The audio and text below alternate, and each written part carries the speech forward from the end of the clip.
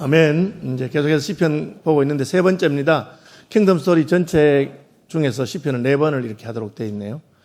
시편 23편은 아주 유명한 시편이고 또 많은 사람들이 암송하는 시편이기도 합니다. 저는 목사로서 시편 23편을 굉장히 많이 설교했는데 특별히 시편 23편의 특징은 뭐냐 하면 이게 어디에서 설교를 해도 어울린다는 거예요. 특이하죠? 결혼식 때 주례하면서 제가 시편 23편도 여러 번 주례했습니다.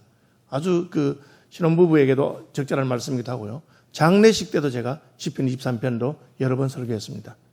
특별히 내가 사망의 음침한 골짜기를 지날 때에도 하는 그 부분은 장례식에 너무너무 잘 어울리는 것 같아요. 우리 인생에 언젠가 한 번은 사망의 음침한 골짜기를 지나가야 됩니다. 그때는 아무도 우리와 함께 할 수가 없습니다. 사랑하는 사람도 떠나고 가족들도 다 떠나고 혼자 지나가야 됩니다. 그러나 여호와 하나님께서는 내가 사망의 음침한 골짜기를 지날 때도 주께서 나와 함께 하신다고 그렇게 약속했기 때문에 얼마나 위로가 되는 시편인지 모릅니다. 이사를 하고 집들이 하면서 이사 예배 드릴 때도 시편 23편 하면 참 좋습니다. 개업할 때도 마찬가지고요. 왜 이럴까요? 어떤 하나의 시나 어떤 하나의 글이 어떤 상황에서도 잘 어울린다, 잘 맞는다 하는 것은 무엇을 말합니까? 그것은 그 시편, 그 글이 보편성을 획득했다고 하는 것입니다. 그게 무슨 말입니까? 인생의 본질에 다 있다는 것이죠. 인생의 본질이 무엇인가를 설명해 주는 그런 계시가 되기 때문에 언제 어디서 해도 어울립니다. 인생의 본질이 무엇입니까? 인생은 하나님이 없이는 살 수 없다는 것이죠. 인생에서 제일 중요한 것은 하나님과 나의 관계라고 하는 것입니다. 그렇기 때문에 하나님과 나의 관계가 어떠한 것인가를 잘 밝혀주는 이 시편. 하나님과 우리의 관계가 바로 될 때 우리의 삶에는 부족한 것이 없다는 그 선언은 우리를 굉장히 힘이 나게 하고 위로를 주는 그런 시편이라고 할 수가 있습니다. 지금 저희가 계속해서 주일날 말씀 보고 있는 이 우리 교단의 그 공관은 킹덤 스토리라고 하는 것으로 창세기부터 계시록까지 하나님께서 세우시는 한 나라가 있다. 하나님께서는 한 나라를 세우고 계시는데 그분은 그 나라의 왕으로서 이 나라를 계획하시고 인도하시고 자기 백성을 불러 모으시고 그리고 통치하신다고 하는 것입니다. 그런데 다윗은 시편 23편에서 그 하나님과 우리의 관계가 어떠하냐? 그분은 왕이시지만 우리의 목자가 되신다. 그렇게 말하고 있습니다.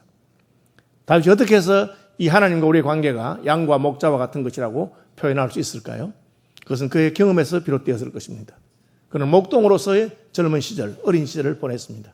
그는 양떼를 돌보면서 양과 목자의 관계가 아주 긴밀하고 양이 어떤 목자를 만나느냐에 따라서 양의 일생이 결정되어진다는 것을 그는 잘 알았을 것입니다. 그래서 그는 여호와 하나님은 우리의 왕이시지만 우리에게 목자와 같은 분이다. 그렇게 말하고 있습니다. 우리는 고대로부터 임금님은 우리에게 어떤 분인가 할 때 군사부 일체 그런 말을 합니다. 그 말은 무슨 뜻입니까? 임금님은 아버지와 같고 임금님은 스승과도 같다. 그런 말을 하는 것입니다. 한 직책이나 한 사람 혹은 한 말이 그게 어떤 의미가 있는가를 설명할 때 우리는 그것과 비슷한 다른 것을 통해서 우리에게 깨달음을 줍니다. 그래서 사전도 사실은 나중에 가면 그 말이 쓰여진 용례, 그 말은 어떻게 사용되는가를 통해서 그 단어의 의미를 알게 되는 것이죠. 임금이 어떤 분이냐? 임금은 아버지와 같다. 임금은 스승님과 같다. 그렇게 하는 것은 우리 동양의 우리 어떤 관점을 보여주는 것이죠. 다윗의 관점 뭡니까? 우리 하나님, 우리의 왕이시고 우리의 임금님이신 하나님은 우리에게 목자가 되신다. 그렇게 말하고 있는 것입니다. 그래서 이스라엘의 왕들은 과연 좋은 목자였는가? 실제로 좋은 목자가 별로 없었습니다. 대부분의 왕들은 좋은 목자가 아니라 자기 양떼를 이용하고 양떼를 잡아먹고 양떼를 괴롭히는 그런 왕이었습니다. 오늘날 세상의 왕들 가운데도 그런 왕들이 많이 있습니다. 자기 백성이 다 죽어나가도 자기만 잘 되면 된다고 생각하는 우리는 그런 정권이나 그런 왕들을 독재자라고 그렇게 말하고 있죠. 최근에 제가 읽었던 어떤 서평에 보니까 중국 분이 쓴 그 소설인데 중공군 장교를 주인공으로 해서 한국전쟁에서 중공군 장교가 느낀 이상한 점에 대한 것을 그렇게 기록해 놓았습니다. 그는 한국전쟁에 참여했는데 미군과 싸우면서 굉장히 이상했다고 합니다. 미군들은 굉장히 좋은 옷을 입고 전쟁터 나오면서 모든 보급이 너무 좋은데 우리 중공군들은 보급이 너무 옷도 낡았고 보급이 안 좋아서 비교가 됐다고 합니다. 그러다 전쟁에서 어느 전투에서 미군이 승리했습니다. 한 번만 더 미군이 공격해서 들어오면 그 지역을 미군이 완전히 탈환할 수 있는 건데 갑자기 미군이 탈환하다가 딱 멈췄다는 거예요. 저 사람들이 왜 공격을 하지 않을까? 그리고 나중에 이제 이분이 포로로 잡히고 알아보니까 그 미군이 공격을 멈춘 이유가 뭐냐? 공격하면은 저 땅을 빼앗을 수 있지만 지금 공격하면 우리 군인들의 많은 사람이 죽을 것이다. 사상자가 많을 것이다. 그래서 승리를 조금 늦춘다 하더라도 우리 군인들이 죽지 않기 위해서 공격하지 않았다는 거예요. 자기는 중공군 장교로서 너무너무 이상했다는 거예요. 만약에 그 당시 모택동, 마오쩌둥이 그런 상황이었다면, 공격만 하면 이길 수 있다면 그 부대가 다 죽어나가도 악자같이 공격해서 그 지역을 탈환했을 건데 왜 미군들은 저렇게 전쟁을 할까? 그는 포로로 잡혀서 굉장히 이상하게 생각하고 탈출했습니다. 그럼 탈출해서 대만으로 가거나 미국으로 가거나 포로로 잡혀서 미국으로 갈 수 있었는데 그렇게 하지 않고 다시 본토로 돌아갔는데 그 이유는 어머님이 살아계시기 때문에 어머님을 만나고 싶어서 그리고 약혼자가 있었기 때문에 갔습니다. 가니까 어머님은 죽었습니다. 아무도 자기 어머니를 돌봐주지 않았습니다. 자기가 군인으로서 전쟁터 나갔는데 자기 가족을 돌본 사람이 아무도 없었어요. 굉장히 자기는 실망하고 그리고 그 약혼자는 자기가 미군에 포로로 잡혀갔다는 그것 때문에 비록 탈출했음에도 불구하고 적군에게 포로로 잡힌 사람은 배신자고 전쟁에 승리한 사람 필요 없다. 그래서 파혼을 당했습니다. 뭐 그런 이야기를 적어놨어요. 여러분 그것이 세상 나라들이 보여주는 것입니다. 왜? 군인 하나, 병졸 하나는 그저 그냥 도구인 것밖에 없습니다. 우리가 장기를 두거나 체스를 두면 어떻게 합니까? 왕을 보호하기 위해서 다른 병졸들이나 장군들이 다 죽어나가도 왕만 살아있으면 된다고 그렇게 하는 것이죠. 그런데 목자이신 하나님, 목자이신 왕은 어떠합니까? 예수님께서 말씀하시기를 나는 선한 목자라. 선한 목자는 양떼를 위하여 자기 목숨을 버리느니라 그렇게 말하고 있습니다. 완전히 세상과는 다른 개념입니다. 왕을 위해서 백성들이 다 죽어나가는 것이 아니라 자기 백성을 위해서 왕이 목숨을 바치는 그런 왕이 어디 있습니까? 그런 왕이 바로 예수 그리스도이십니다. 그런 것이 실제로 가능하고 실제로 존재한다는 것을 보여주기 위해서 예수님께서는 친히 사람이 되시고 우리를 위해서 십자가에 죽으시고 그러면서 말씀하시기를 나는 선한 목자라. 선한 목자는 양떼를 위해서 목숨을 버린다. 그렇게 말했습니다.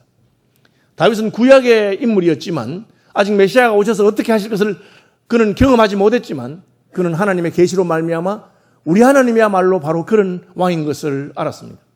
어떤 왕이십니까? 양의 목자가 되는 분입니다. 다윗은 목자 생활하면서 일이나 늑대나 곰이나 사자가 양을 삼키려 오는 것을 보았고 그는 거기 도망가거나 가만히 있지 아니하고 사자가 어린 양을 잡아서 삼키려고 하면 쫓아가서 그 아가리를 벌려서라도 그 양을 구했다고 사울왕 앞에서 자기가 직접 고백한 적이 있습니다. 왜?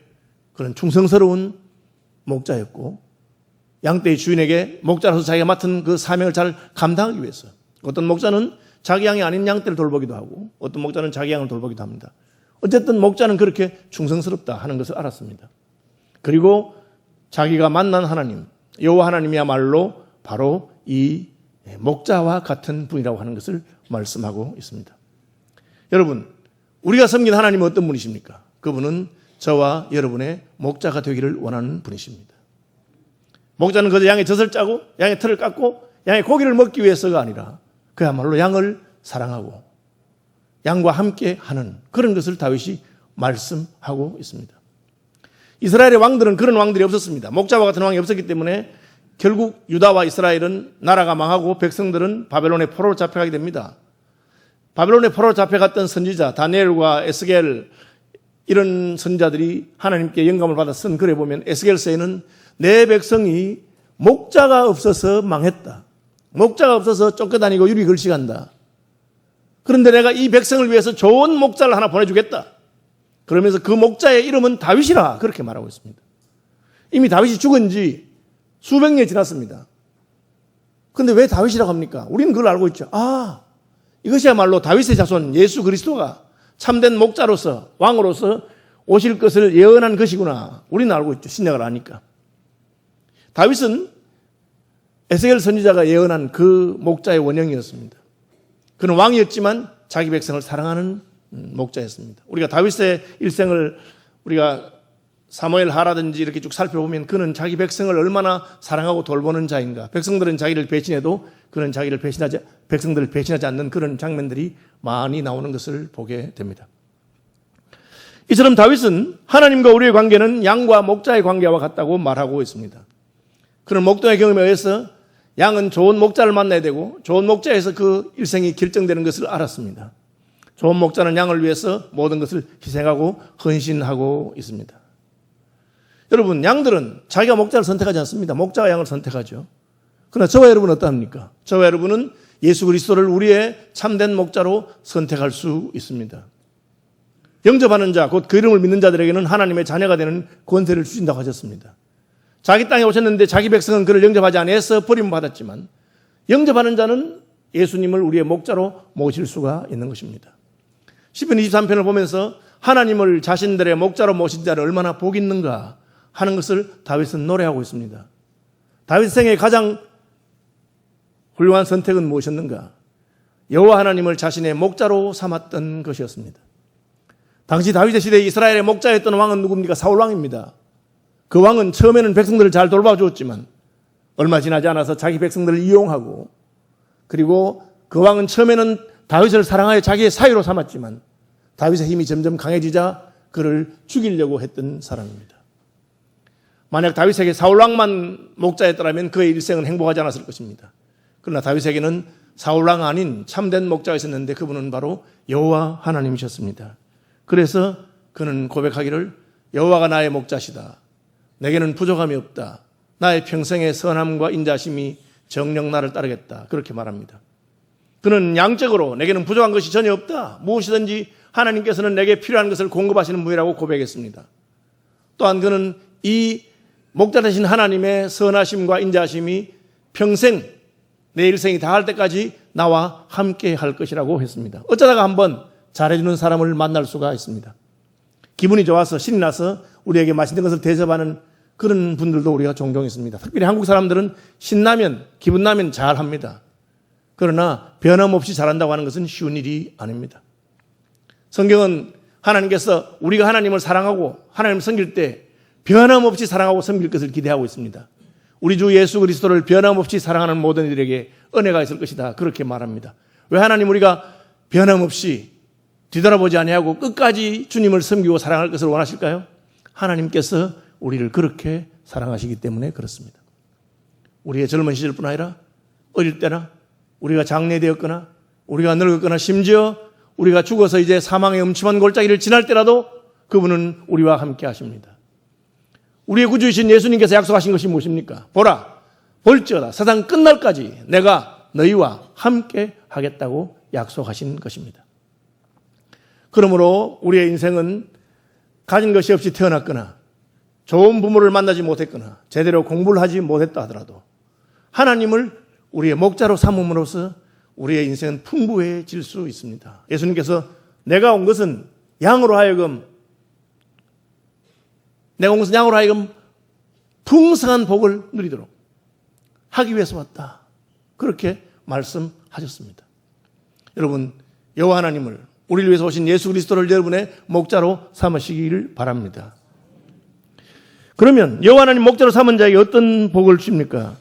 첫째로 푸른 초당과 질만한 물가로 인도하신다고 말하고 있습니다. 이것은 양의 먹을 것과 마실 것을 하나님이 공급하신다고 하신 것입니다. 다윗에게 하신 말씀입니까? 아닙니다. 저와 여러분에게도 하신 말씀입니다. 예수님께서는 무엇을 먹을까 무엇을 입을까 염려하지 말아라. 이는 다 이방인들이 구하는 것이고 너희 천부께서 너희의 필요한 것을 아실 것이다. 악한 아버지라도 자식에게 좋은 것을 주는 것처럼 하늘에 계신 너희 아버지께서 너희의 필요를 공급하신다고 말씀하고 있습니다. 여기 내게 부족한 것이 없다는 말을 오해해서 무엇이든지 내가 원하는 것은 다 준다. 그렇게 하시면 안 됩니다. 하나님께서는 우리 원하는 것을 다 주시는 분은 아닙니다. 왜? 우리 인생은 무엇이 우리에게 필요하고 좋은가를 잘 모르기 때문에 때로는 엉뚱한 것을 원할 때가 많기 때문입니다. 우리는 돌아온 탕자에 비유해서 그 탕자가 아버지의 유산을 빨리 물려달라고 그렇게 말합니다. 우리는 그 아들에게 아버지 유산을 빨리 물려받은 것이 결코 복이 아닌 것을 알고 있습니다. 세상 사람도 그렇게 말하죠. 너무 일찍 출세하고 성공하는 것이 꼭 복은 아니다. 그렇게 말하는 것처럼. 그는 일찍 많은 재산을 받았지만 그 재산 때문에 좋은 친구를 사귀지 못하고 재물을 탐내는 친구들과 허랑방탕에 살다가 재산도 다 잃어버리고 그의 곁에는 아무도 남지 않은 것을 경험하게 됩니다. 인생은 내가 원하는 것이 있으면 행복할 줄 생각하지만 하나님은 그렇게 생각하지 않습니다. 하나님께서는 우리에게 꼭 필요한 것이 무엇인지 아십니다. 내게 부족한 것이 없다는 말씀은 그런 뜻입니다. 하나님은 우리에게 필요한 것을 주실 것이다. 푸른 초장과 실만한 물가는 무엇입니까? 우리가 생존하는데 필요한 것은 주님이 주실 것이라고 하는 것입니다. 어쩜 우리가 부자가 되지 못할 수도 있고 우리가 높은 자리에 올라가지 못할 수 있을지는 모르지만 그러나 하나님은 우리가 살아가는 데 필요한 일용할 양식을 주실 것을 약속하셨습니다. 어떻게 할 때? 예수 그리스도를 우리의 목자로 삼고 하나님을 우리의 목자로 삼고 그분의 양으로서 그분의 음성을 들을 때 하나님께서는 우리를 그렇게 인도하십니다. 저는 모태신앙이지만 나이가 들어서 대학을 졸업하고 난 다음에 이것을 깨닫게 되었습니다. 그 다음에 쟤는 얼마나 자유함을 누리는지 모릅니다. 나는 부모님 일찍 돌아가셔서 내게 뒷배가 되어줄 사람이 없는데 나를 책임질 사람이 아무도 없는데 그런 생각을 했습니다. 그런데 하나님께서 적어도 내가 살아가는 데 필요한 것을 공급해 주시는 분이구나.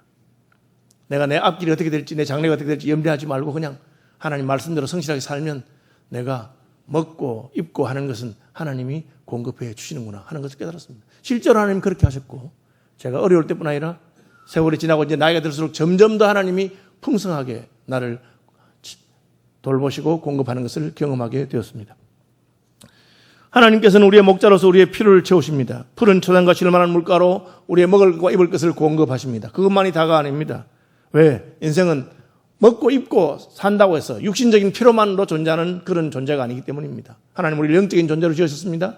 그래서 하나님께서는 우리의 영혼의 필요를 아시고 우리 영혼을 소생시키시겠다고 말씀하십니다. 여러분, 하나님 우리의 목자로 삼았을 때 하나님께서는 우리의 영혼을 변화시켜 주십니다. 이것이 예수 믿는 자가 누리는 놀라운 복입니다. 본인은 잘 모르는데 저는 목사를 하면서 수많은 사람들이 예수 믿고 어떻게 변화되었는가를 보게 되는데 예수 믿고 가장 놀라운 변화가 무엇이냐? 단순히 그가 무슨 의식주의 문제에서 자유하고 해방되는 것이 아니라 그의 영혼이 성숙하고 아름다워지고 빛나는 것을 저는 많이 보게 되었습니다. 초등학교 나오지 못하고 한글도 깨치지 못한 분이 예수를 믿고 하나님 말씀을 들으면서 그분은 내가 한글을 배워야 되겠다 하고 한글을 깨치고 그 다음에 살아가시는데 진짜 그전에는 그야말로 불황무식한 사람이기 때문에 그저 살아가는 것에만 관심을 두는 분이 예수를 믿고 나서 얼마나 고상한 인격자로 자기보다 남을 먼저 생각하고 배려하는 그런 사람으로 변하는 것을 저는 많이 봅니다. 그걸 볼 때마다 참 우리 하나님이 놀라우신 분이구나. 다시는 그것을 내 영혼을 소생시키시는 분이라고 말하고 있습니다. 자기 이름을 위하여 의의 길로 인도하신도다. 그 말이 무엇입니까? 예수 믿고 나면 우리는 수단과 방법을 가리지 않고 목적을 추구하는 사람에서부터 어느 것이 어려운 길인가, 어느 것이 불의한 길인가 하는 것을 생각하는 마음을 주십니다. 우리 양심이 민감해져서 아무리 돈을 잘 벌고 아무리 내게 이익을 준다 하더라도 하나님이 기뻐하지 않는 길이라면 우리의 마음에는 머뭇거림이 생기게 됩니다. 그래서 하나님 기뻐하지 않는 것인데 내가 그렇게 할 수 있을까? 그리고 그것에 대한 선택을 하는 하나님께서 그것을 하십니다. 여러분, 이분이 예수는 믿는다 하고 교회는 오래 다니는데 불구하고 전혀 이런 면에 있어서 어렵지도 않고 불의하고 자기만 생각하고 하나님의 의와 영광을 생각하지 않는다면 저는 그분이 종교인일 수는 있지만 그분이 진짜 하나님을 나의 목자로 모신 하나님의 양인가 하는 것은 퀘션 마크가 붙는 것을 어찌할 수 없습니다. 왜? 하나님은 그렇게 우리를 인도하시는 분이 아니기 때문입니다. 예수를 믿은 지 5년이 지나고 10년이 지나면 우리 양심은 점점 더 민감해지고 우린 점점 더 어려운 길, 하나님께 영광이 돌아가는 길이 무엇인가 하는 것을 생각하게 됩니다. 우리 한국에 있을 때는 모르지만 외국 나가면 저절로 애국자가 됩니다. 그것은 우리가 한국 사람인 것을 보여주죠. 그래서 식당에서 그냥 실수로 막 떠들다가 주변 사람들이 손가락질 하는 게 보이면 중국 사람인 척하거나 일본 사람인 척하는 걸 보게 됩니다. 왜 그렇습니까? 그래서 자기가 내가 이게 한국 사람인데 한국의 조국의 명예에 누를 끼치면 안 되겠지 그런 생각이 들어서 그렇게 했겠죠. 예수를 믿고 하나님의 인도를 받게 되면 나도 모르게 하나님의 이름을 높여야 되겠다. 나의 말과 행동 때문에 하나님의 이름이 멸시를 당하거나 교회가 피해를 보거나 그렇지 않아야 되겠다는 그런 마음이 생깁니다. 왜? 하나님께서 우리를 그렇게 인도하시기 때문입니다. 그분 우리의 먹을 것만 주시는 분이 아니라 우리 영혼을 소생시키시고 자기의 이름을 위하여 우리를 의의 길로 인도하시는 분이시기 때문에 그렇습니다. 그래서 예수 믿는 사람들은 예수 믿은 세월이 지나갈수록 그 인품이 달라지고 그 태도와 가치관이 고상해지는 것을 보게 됩니다. 대한민국에 예수 믿는 사람의 숫자가 늘어나는데 대한민국의 윤리적인 기준이나 수준이 그대로다. 그런 우리의 잘못이 있는 것입니다. 한국에 예수 믿는 사람이 0.2%밖에 안 됐을 때 2천만 명 남한과 북한, 조선의 인구가 2천만 명일 때 예수 믿는 사람이 2만 명이었습니다. 1000분의 1이죠. 0.1%입니다. 1000분의 1만 됐을 때도 예수 믿는 사람들은 달랐다는 이야기를 들었고 예수 믿는 사람이 있는 고을에는 부정부패가 없고 탐관오리가 버티지 못한다 하는 말이 있었습니다. 왜? 그때는 돈을 주고 벼슬을 사던 시대인데 예수 믿는 사람이 많은 동네에 벼슬 수령의 값은 값이 없었습니다. 왜? 돈 주고 그 벼슬 사가봤자 그 동네는 예수 믿는 사람이 많기 때문에 뇌물을 주거나 불의한 일을 하지 않는다. 그런 평판이 있었다고 합니다. 하나님께서 우리의 목자가 되셔서 우리의 육신의 필요를 공부하실 뿐 아니라 우리의 영혼이 더 고상하고 어렵고 소생하는 그런 길로 인도하시는 분이라고 다윗은 고백하고 있습니다. 실제로 다윗은 주님을 목자로 삼고 살아가는 동안에 사울이 자기를 그렇게 죽이려고 해도 그는 선으로서 악을 갚았지 선으로 악을 이겼지 그것을 복수하거나 죽일 수 있는 기회가 있을 때 그렇게 하지 않았습니다. 그것은 다윗의 영혼이 더 고상해지고 어려워진 것을 보여주는 장면들이라고 할 수 있습니다. 하나님께서 우리의 목자가 되시면 어떤 일이 있습니까? 하나님께서는 우리를 인도하시고 함께 하십니다. 하나님은 우리만 앞서 보내시면서 자기는 뒤에 앉아 계시는 분이 아니라 함께 하시는 분이라고 말하고 있습니다. 주의 지팡이와 막대기로 나를 안위하십니다. 양떼가 가다 보면은 골짜기를 지나가야 될 때가 있고 또 사나운 맹수가 있는 곳을 지나가야 될 때도 있습니다.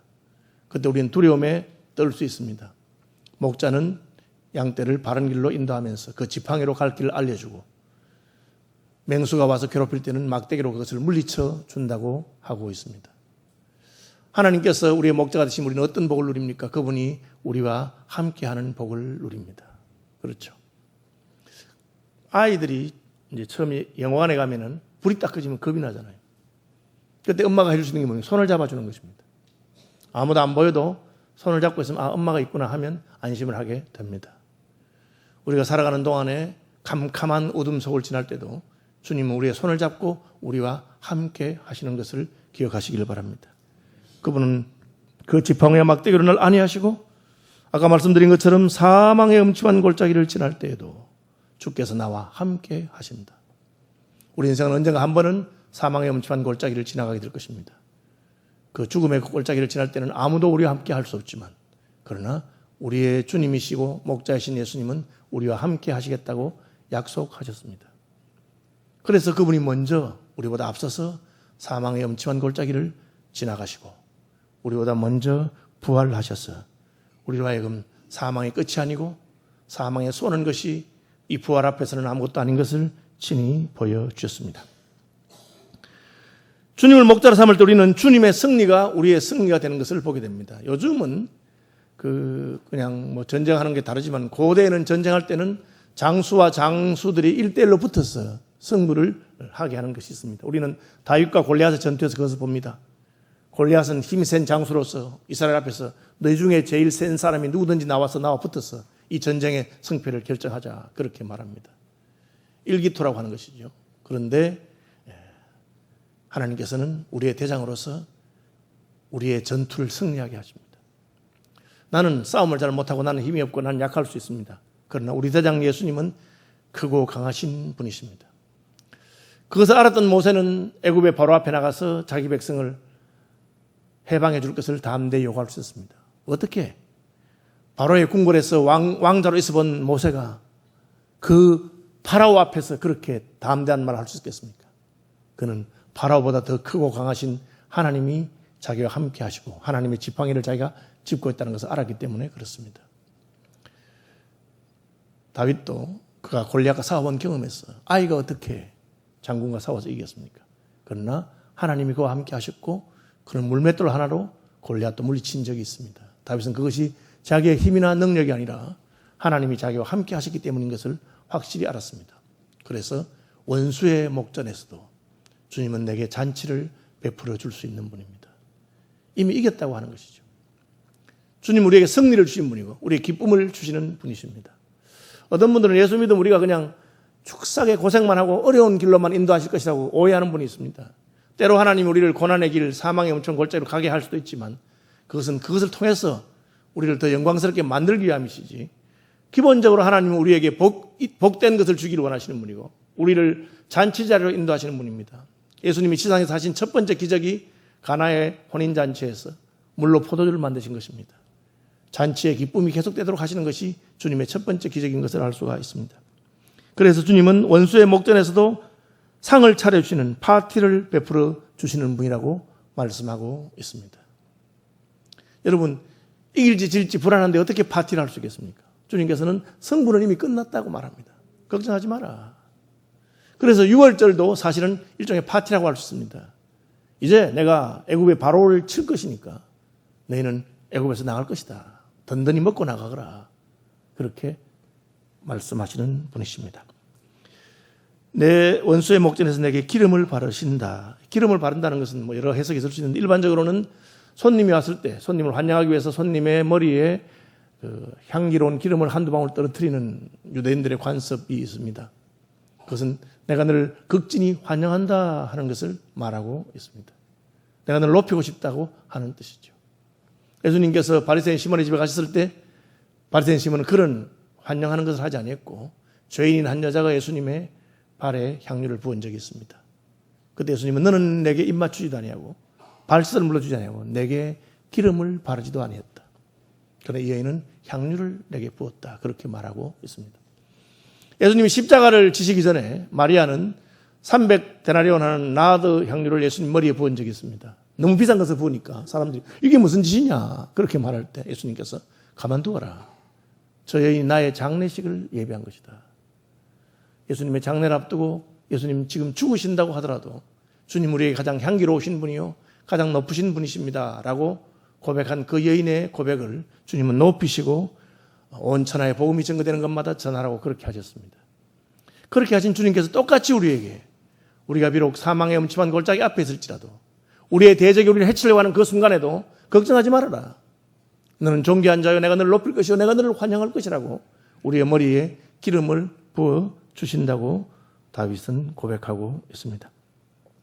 그 결과는 무엇입니까? 잔이 넘쳐난다. 내 잔이 넘친다. 하나님은 우리에게 넘치도록 부으시는 분이십니다. 찔끔찔끔 주시는 분이 아닙니다.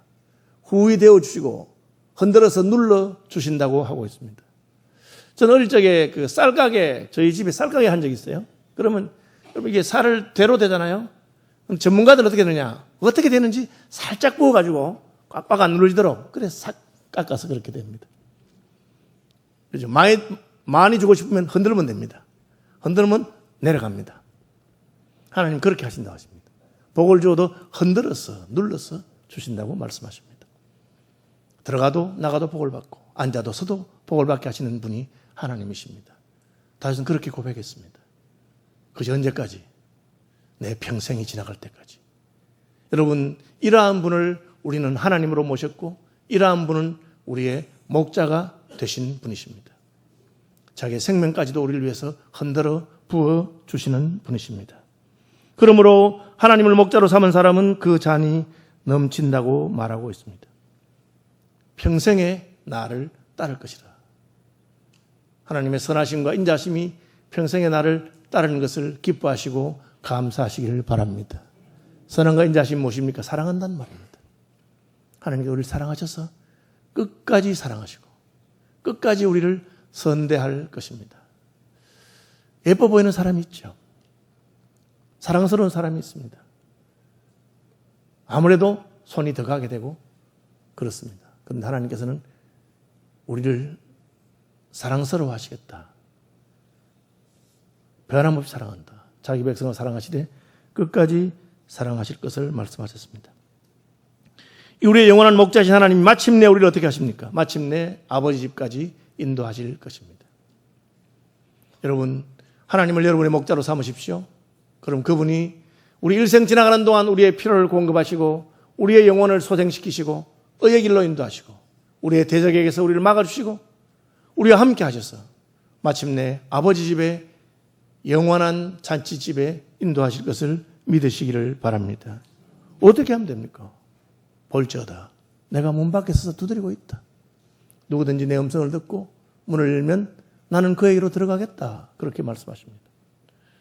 세상의 양은 목자를 선택할 수 없지만 우리는 우리의 목자이신 예수님을 영접할 수 있습니다. 그리고 그분은 영원히 우리와 그의 모든 좋은 것을 함께 하시겠다고 약속하신 분입니다. 얼마나 좋은 말씀입니까? 주님이 나를 사랑하신다. 나의 목자가 되겠다. 내가 너와 함께 하겠다. 끝까지 함께 하겠다. 내가 잔이 넘치도록 부어주겠다. 저와 여러분의 생애에 이 하나님의 놀라운 은혜의 잔이 넘치는 것을 날마다 일마다 때마다 경험하게 되시기를 주님의 이름으로 축복합니다.